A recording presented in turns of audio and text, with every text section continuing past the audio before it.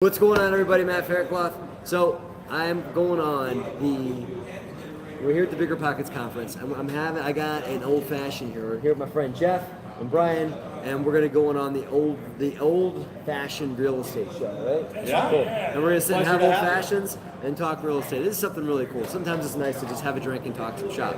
So check it out. You can get a hold of Jeff's real old fashioned real estate show by going just looking him up on YouTube.com, old fashioned real estate. just YouTube, Old Fashioned Real Estate Show. Check it out. And I'm lucky enough to be a guest on the show. So check it out, guys. And we're broadcasting this live for YouTube with you guys, so you guys can watch live on YouTube as well. Hey, Jeff. All right, cool. All right. Welcome to the Old Fashioned Real Estate Show. My name is Jeffrey Bowles. Brian Leverage. You guys want to introduce yourselves? Yeah. I'm Justin Grace, asset manager. I work with Matt Faircloth. And I'm Matt Faircloth from the DeRosa Group. Great. So Matt and Justin have agreed to come on our show. This is the second interview we've ever done, so you guys are like in an exclusive club. You're number 2 and 3. I don't know which one's better, 2 or 3, but you guys can find that out later. Yeah. But we really appreciate you coming on. Matt and Justin are multi-family real estate investors. Right? Yep. That's what you do primarily now. Yes. Yes. So we wanted to talk to them about some of the things that they've encountered in their real estate investing career. So we can talk about anything you guys want to talk about because you're superstars. Matt's a Bigger Pockets author. Yeah. He wrote a book, Raising Private Capital, which is an excellent book, by the way. I have a copy of it. These paper straws, I don't know. Right? Yeah. But They're anyway, classy. so- You get the black trim Yeah, on them and that's right. stuff Kill like a that. turtle. So your book. It's hard to bring chicken bourbon out of a straw. Yeah. It's like, that's just not something that should be. Is this something that shouldn't be done? I don't think. Yeah. Yeah. Yeah. Cool. So what do you want to get into, man? So- you want to get like down and dirty, nasty stories? You You want to know like? what? When I first talked to you several months ago, you told me that you always wanted to drink and talk about horrible landlording stories. Or In some like ways, that. it's the truth here. Yeah.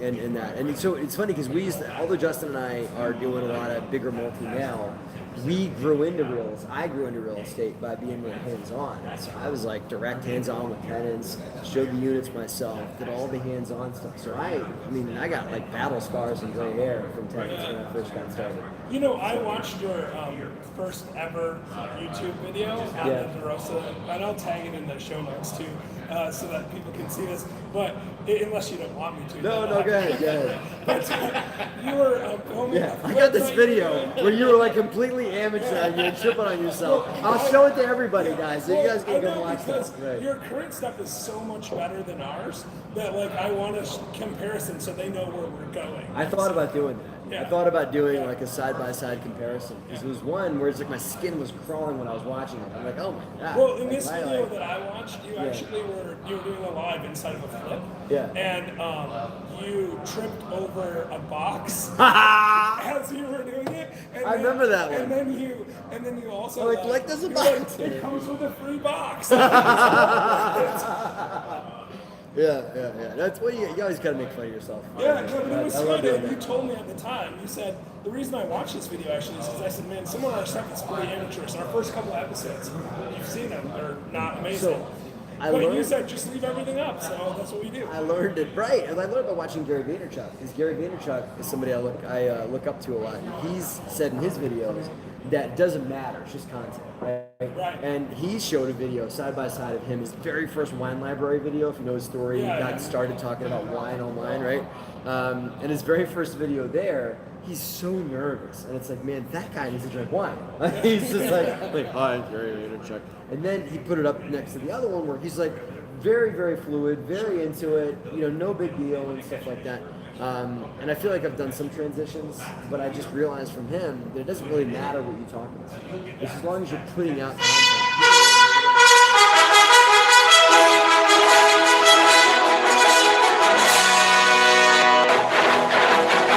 I'm a big fan of the Lone Ranger.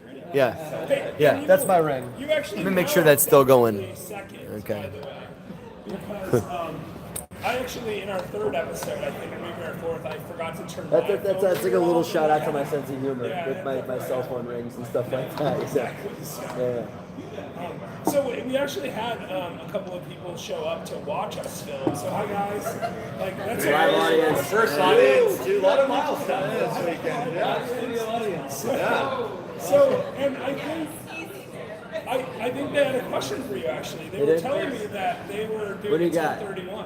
What do you got? Well, I don't think it was the other people that were here earlier actually that had this question. I promise. Are you here? Yeah, you are. Okay, I can't see you because you're hiding behind my camera. All right, If you wanna so ask I'll give you yourself- choices, right? I'll give you guys the craziest acquisition story you've ever heard.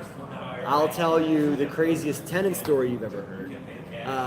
I could tell you a legal battle that'll probably make you tear up. I could. What else? You got any other stuff? Well, listen. So she You told probably me. heard. You know a lot more. So she told me before she heard that you had a situation where the money disappeared. That's what I'm talking about. Yeah, and she wants to hear about that. That's what Oh, she yeah? told me. So, Oh, right? great. That's right. Yeah. So she wants to hear about that. Oh, okay, cool. I've told that one a lot, and so it's because it's like therapy talking about stories, you know. So we had this 18 unit in Philly, and we sold it with a group of investors. Sold the property, and I had vetted out a 1031 exchange custodian because 1031 exchange is where you sell a property, you can take the proceeds and roll it into the next deal without paying taxes, right? Okay, so we had rolled the money to a 1031 exchange custodian that I found online, and I vetted them on BP. They had a good following, and everybody, people spoke well of them and stuff like that. All good.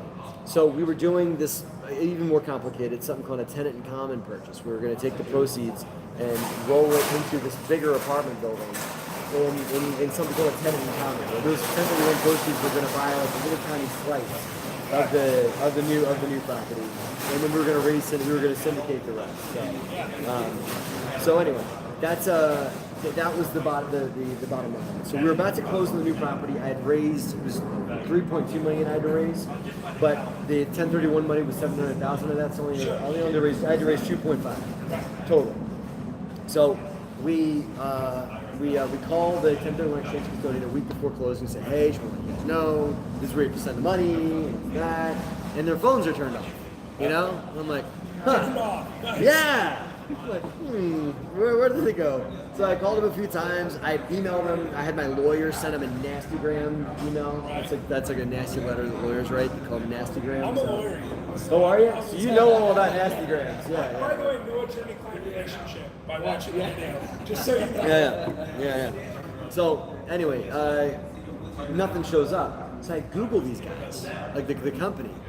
And immediately the first thing that shows up was owner of property exchange company found, lit on fire in residential neighborhood, roaming around neighborhood with third-degree burns, right? And it turns out that somebody had taken this guy and put him in a car, poured gasoline on him, and lit him on fire. And he was the owner of the 1031 exchange company that I needed to, we needed his signature to free up my capital for this deal. And this guy is now in a coma. They put him in an induced coma because of the amount of burns that he had on his body and stuff like that, right? So I'm like, oh man, poor guy, geez, that stinks. What are he's like, first of all, how's he gonna sign? Guy's like, right, how's he gonna sign? Like, was he left or right-handed? Which hand was damaged? Can we just go in there and, can I just move his hand around a little bit? Right, yeah. But at the end of the day, I felt like, oh geez, that's awful that's going to happen to him. I hope he's got some sort of power of attorney, somebody else, whatever. So they finally get a hold of some of those employees, and they're like, yeah, listen, this guy, is out, so we can't really do anything for you. And we do more digging. And first of all, let's just say this. Like, shit like that doesn't happen to us, okay? Like, nobody like us has the probability of getting lit on fire in a car. Yeah. Like, that's just not something that happens to normal people. But like, if you're just a law-abiding citizen, man, I mean, it's not like, It's definitely the probability of that happening is like, what was he up to? So we do more digging, and I get on BP and I read up some more stuff on this guy, and it turns out that a lot of other people are looking for their money too. And I do some more digging, and I talk to somebody else from BP. They call me. We're like, oh yeah, so listen, this guy was running a Ponzi scheme. So it turns out that we had $715,000 tied up with this guy. We did. And then he had another like 5.8 million of other people's money, so a total of $6.5 million that was tied up in a 1031 exchange thing. It was a Ponzi scheme. So what he was doing was people were taking the 1031 money, and he was taking that and buying himself assets, right? Now, I'm pretty sure, Jeff, some of that money went up his nose. You know what I'm saying? Wink, wink, nudge, nudge. It also sounds like maybe it was one of the other 1031 people that actually lit him on fire. Well, That's what it sounds like. his wife was Colombian. That's not even a joke. That's a fact. The guy's wife was Colombian. So, like, those people don't mess around. And at the end of the day, that's kind of how they resolve conflict. It's like, some people read books and stuff like that and go to therapy. Colombians let people in. His last name wasn't Escobar. Well, that could have been a relative. Could have been. That might have been her maiden name. Who knows? But. Well, It's so funny telling this story with a drink in your hand. It's different. It's just a different story now. It's cathartic.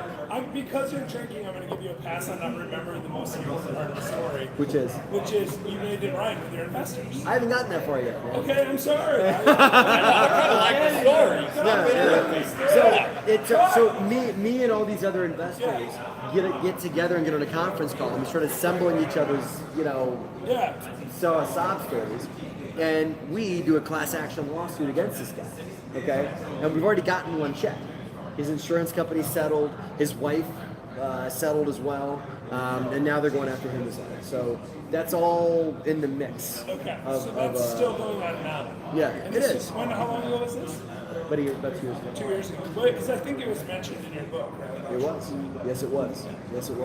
How'd you close the deal? So that's the other side of the story, right? But like rewind to the fact that I'm about to buy a 198 unit apartment building from this cantankerous guy who's not going to give me any leeway, right? And so we ended up like, okay, well, first and foremost, how do you take care of those investors? Because that was not my $750 million. Part of it was mine, part of it was my investors. So here's the first thing we did. And this was the painful part of it. That $700,000 was supposed to buy 18% of the deal through the 1031 exchange, right? Me and my partner had a 30% of the deal, and that. So what we did was we gave our 18% of our side to those investors to cover. Right. We just gave them. There you go. There it is. So whatever you recover goes to you, so that helps at this point. Well, it's the way it goes. Like this point is whatever we recover goes to them, buys down that. Just whatever dollar comes in first goes to those investors to make them whole first and foremost. So that really cut your equity position down on that deal. But you gotta do what you gotta do, man. I mean, our mantra is investors first. Yep. Investors first. Now, I talked to another guy, another syndicator. I was like, you could. Then he wasn't trying to talk me into this, but he said, you have other options, right? One option you have is to go to your investors and say, hey guys, we got robbed, and this guy stole from us, and this is what I'm going to do. I'm going to take whatever I have left in the company coffers, and we're going to go and lawyer up, and we're going to go after him, and we're going to do a class action suit. I think you would have been within your rights. Yeah, I would have been within my rights legally, right? Says my legal friend, Jeff, not someone I've hired. Well, I'm not a lawyer. Yeah, right. Yeah, Jeff's not giving me legal advice. We're just sitting over a drink, having a conversation, right? So that at the end of the day, you're right. I could have done that, but I likely would have lost investors had I done that, and it would not have been the right thing to do. Because I view myself to be the custodian of their money. They trusted me to take care of it. It's my job to take care of it. And I wish more CEOs on Wall Street felt this. That's what they have entrusted me to do. It is my obligation, and so I will take care of it. Period. That's exactly Period. right. I'm not gonna buy myself a fucking Tesla with my investors' money like some other You folks just are dropped doing. the first F-bomb on our show. Did I really? Oh my God! Tell us the first F-bomb. This is likely. That's saying something. This is I throw likely, that around like a frisbee. likely the first F-bomb on my YouTube channel. Likely the first F on my YouTube. Just a toast for that. I'm only human, guys. Forgive me. I know we normally have a PG YouTube channel, so. Listen, that's part of why I work with Matt, because the integrity and honesty that he lives by. I do that too. is He does it. Yeah. I curse for the both of us. Yeah, he evens us out with the cursing. But so Brian's a big fan of the F-bomb, so you're fine. It's no problem. So, but it raises a great point too. Like, you get into a situation that was beyond your control. Yes, sir. Right, and you got investors. There's fallout potentially from that. Right, nobody's happy that their money potentially went into a black hole. What are you right? gonna do?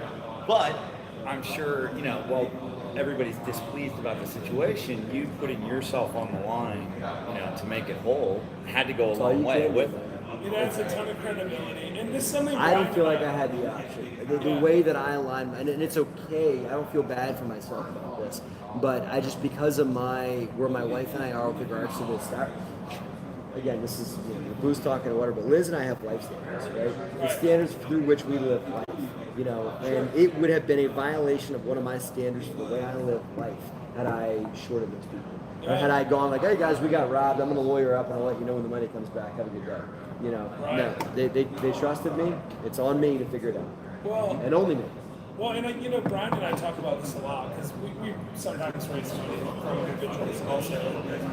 My thinking is, and I know Brian understands, and it sounds like you guys do too, which is great, is that it's one thing to lose your own money, it's entirely different to lose an investor. It's so much. It's like it's so worse that it's not even enough. It's game over, right? Because we can't do what we do if investors start losing money. They're not going to invest with you anymore. There's that side of it. But it's also, I don't it's also discount the that. right thing.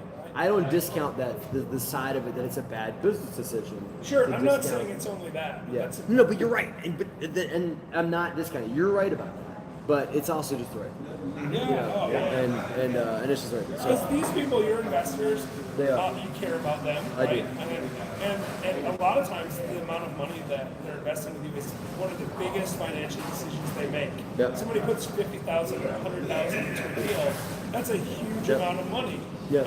And if they lose it, it means they don't retire or whatever. Right? Yeah. They can't buy a Tesla. They or I can't. should say, they can't. God forbid. Tesla. Right. God forbid. Yeah. Number two. I'm just repeating what I said before. I'm just Slow paraphrasing. down, slow down. So, yeah, it's okay, guys. There's folks doing what they got to do here, so I hope you guys can still hear on YouTube. So, what we ended up doing to raise the rest of the money was I ended up getting short-term bridge capital, like a short-term bridge loan, and I also just raised a few extra bucks and just scrambled really hard to raise money and raised a little bit of bridge money, which I immediately raised back out. So going how into close to deals. closing did you recognize this problem?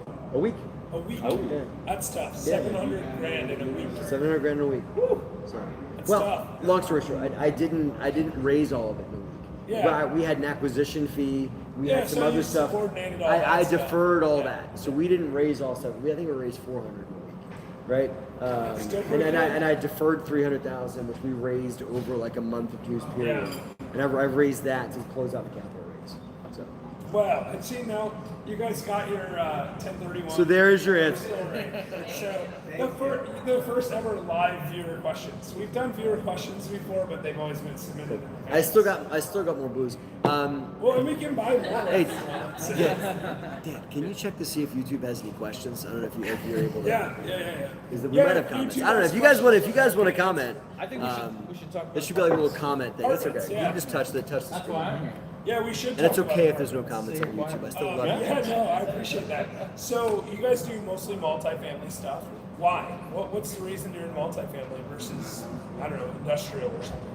So I'll take this. Yeah. For me, Please do.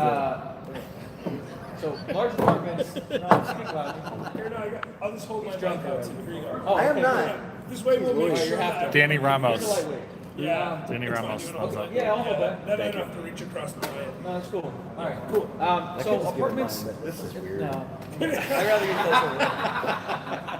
We're Yeah, having we're a good close. time. Old-fashioned real estate show. I love this show. This is excellent. Yeah, I told you, it's a Oh fun my show. God, it's so good. Listen, apartments allow us to create win-win-win scenarios. Okay, so first off, we're doing this as a business. So we, as the general partnership, we make money. That's what everyone gets in the business for, right? Excellent. Also, we have investors. We just spoke about Matt and his investors, the integrity, and Matt has a lot of investors in a lot of deals, but they all make money too. Sure. They're investing in deals so that they can make money. So that's our second one. The third one is we are actually repositioning and improving the properties that we're investing in. So we're taking properties, not all of them are huge renovations, but a lot of them we're investing millions of dollars into these properties. So we're taking something that would be an empty waste and turning it into a playground or a park or community area. And we're taking a unit, an apartment, and we're turning it into a nicer apartment or a nicer place. So investors are making money, we're making money, and our tenants are getting a better place to live. And value properties are better off than us. You'll never get this production quality anywhere else than the old-fashioned real estate. I'll So good. It's great. There's no way people on my YouTube channel serving heard a a buffet word you for just all I said. hope you enjoyed So I my hope you TED guys Talk, enjoyed okay? the last minute or two of silence, and then ricketing and cracking on this side of it. So Thanks for because that coming, was TED Talk. awesome. Well, you know, Justin just laid it down. But that was a really good answer on YouTube. So when our show comes out, then You listen to can it hear then. the answer.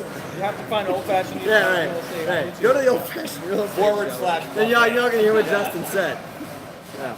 Did I That's miss anything? But no, so I sure hope they've got more But cards to roll out as here. as an outside comparison class, right? Because you can do syndications in a lot of different asset classes. But you guys obviously are very successful doing it in multifamily. So why multifamily compared to say industrial or maybe a portfolio of single family? You know, my brief answer on why multifamily is an investment class is because people have to live somewhere. Yeah. And as much as like Americans are changing the way they work, where they store stuff, the way they shop, Amazon's absolutely turning the world upside down the way they shop.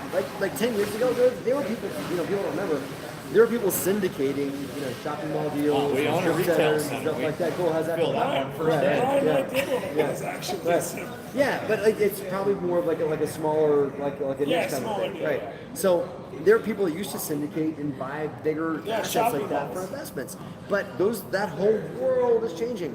The one thing that doesn't change, and you can't like just, you can't Amazonify Yeah. is the way is the way people live. Now Airbnb's even changing, right? The way Yeah. people live. But you know who's to say? But you right? still But have to live somewhere. you still need it right. You can't buy a living online. And you know what happens if it's- your multifamily becomes a challenge because of Airbnb? You just start Airbnb Your multifamily. That's the Right, thing. You that is an can option. turn Yeah. that property with the tide.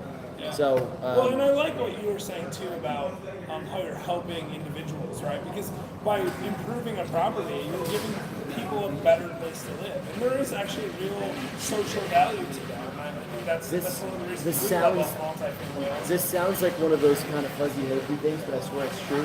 Is that the mantra for my company, the DeRosa Group, and Justin, is to transform lives through real estate, right? And so I firmly believe that. It sounds like so, you know, super fluffy or whatever, but it's true. In that, like the folks that invest with us or whatever, they're getting a different return on what Wall Street could give them. We're trying to do better than standard of living than what our tenants are used to improve those things. Yeah. And we're also trying to give a better life to those that work with us and stuff like that across the board. So it actually, I feel like multifamily gives us a place to make it. Well, you're changing your own family's lives. You're changing the lives of your tenants, and you're changing the lives of your investors because you're providing them a fair return on their income and a stable return, right? Because you know, if you put your money in the stock market today, who knows what happens? Or you go to Atlantic City. Yeah, that's right. Right, one of the Choose. two. Take your pick. Well, you know, Yeah. we go to Vegas because Atlantic City's a long ways for us. Is it? Oh, it's close. Yeah. It's a drive. We're gonna come hang out with you. Actually, can you talk briefly about your co-working space? Because I've seen a Sure. little bit about that on your channel, and it's really Yeah, interesting. no, that was almost like a one of those by necessity, like you know, kind of like you just kind of catch lightning in a bottle at some time, Right. right? We bought this office building. It was one of these things we bought in New Jersey, and at the time, Governor Corzine was was running the state, and he was just leasing out office space left and right. They were hiring lots of employees. The state was growing its base, and so they were leasing up office space left and right at $18 a square foot plus expenses, plus 18 plus your real estate taxes, plus your everything on top, right? So on like a 10-year contract. Okay? Wow.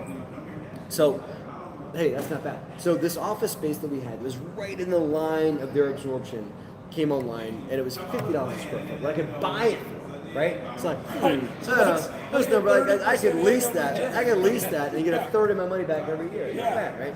So, like, hey, I'll take that. So we bought it, and right after that, this guy you might have heard of named Chris Christie beats Corzine, Yeah. right? For governor. He's a little bit more conservative. No, not so much. Money. And so he was like, look at all these contracts we have. I'm not going to sign those. Yeah. And all those leases, we're going to negate all those. And those office buildings we were going to build, I'm not going to do that. So hey, rightfully so, he pulled the state back on a lot of its expenses and everything like that. So, and then, this is 2008, you know what happened in 2008? The bubble burst, right? So we are left with this office you've had building this for a with a long crashed time. real estate, 11 years, with a crashed real estate market, with nobody looking for 10,000 square foot worth of office space, right? So we, out of necessity, had to look at it and say, all right, well, what do we have? We didn't have anybody looking for 10,000 square foot, but I had a lot of people banging my door down looking for 200 square foot, right? A lot of people that just got laid off. Like my first tenant had gotten laid out from a huge law firm that wanted to go build a local law practice in Trenton. Right. And so I'll strike a deal with you. So here's my one tenant, rent a little 200 square foot cubicle in this 10,000 square foot building. Well, you know what? Right? Yeah, you might not know this, but in 2008 I was a bankruptcy attorney, so I was, kind of happy. You were busy. Yeah, right. Yeah, so I would have actually been super happy to rent 200 square feet from you if I was in your area at that point, because when I was working as a bankruptcy attorney, we wanted to have satellite offices, right? Yeah. So we want to have our main office was bigger than that, but it would have been great to have like a meeting space, in a convenient location. So that's we figured out with with like, okay, if I were to if I'm a work from home entrepreneur and I'm having my face-to-face meetings at Starbucks because they got free Wi-Fi, right?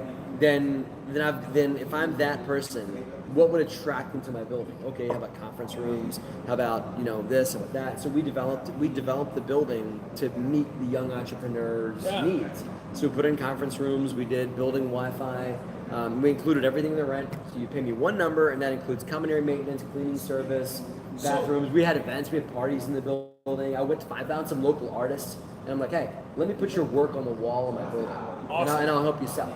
So I filled up, instead of like those cheesy things on the walls of guys rowing where it says success, like instead of that, when you see in most offices, I had real art on the wall, and we sold a bunch of it. That's like great. we rotated because we sold. Well, and I see these buildings now, but in 2008, I don't remember anything like that. So you would have to come to Trenton. The thought leaders of America. Right. Yeah. Right.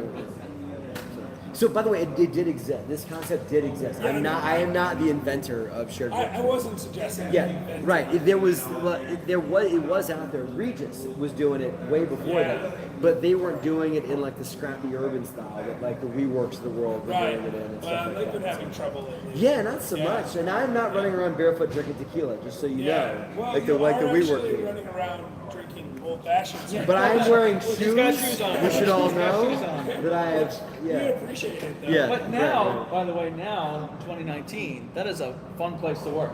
It's vibrant. I'm there most days a week. We have a lot of young entrepreneurs, people that are out building, Whoa. hustling, collaborating. Deals are getting bought What's and the sold. place called? It's called The Hive. The Hive. So Yeah, I knew brand that. name is Yeah, The Hive. but I can't say that. I'm not taking any ownership of any of this. My property manager thought of this whole thing. Yeah. Because before they came on, the building used to be called 354 South Broad Street, right?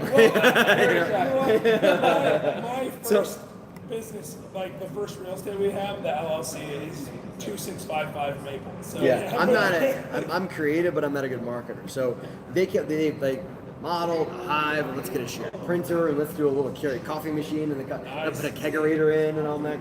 Oh, the kegerator's I cool. come hang out with you. You guys. should.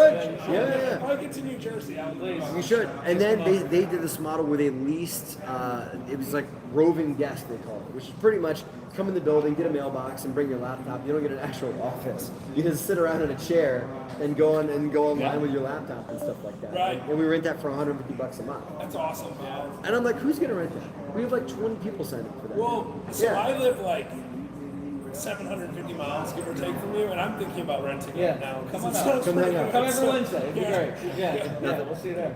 Seems like a long commute for me, but if you're in Trenton, you should check out the Hive, right? Yeah, well, and Slate House, our property manager's done a bunch of them. Cool. They've got Alright. it's their model.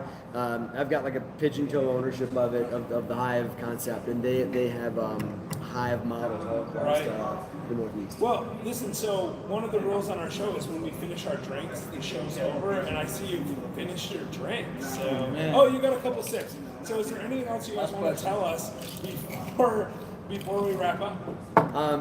You guys are fantastic because you're causing real estate investors to drink truth serum That's right. and That's the strategy. and just really talk real estate shop. So thank you. Yeah, no, I appreciate you coming on. appreciate you coming You're on. Our one of our top 3 favorite guests. So. In unranked order. I don't pick favorites, but yeah. There are no egos. Wow. Well, thanks again for your time, guys. Yeah, and you enjoyed guys it, should- and yeah, Gentlemen, thank you. And you should all jump over to the DeRosa Group's real Yes. estate. Oh, yeah. and Check if out you- DeRosaGroup.com. Put your Check out information up here We'll, later we'll on. definitely link it on our show notes so that people can find They'll be you. linking, and if you heard about half of this on the DeRosa Group YouTube page, that's okay. You just go to That's Jeff's right, page. our page, but ours won't come out for about a month. I apologize for that because we are a little slow in the editing phase. It's all good. We'll see you then. All right, We'll guys. link Thanks, it. guys. Appreciate it. Thanks, guys. I didn't know I did, guys. That was fun. That's fun. See you next time. Yay. Live audience. Woo! Julian, and that's it. Oh, okay. You guys. Guys,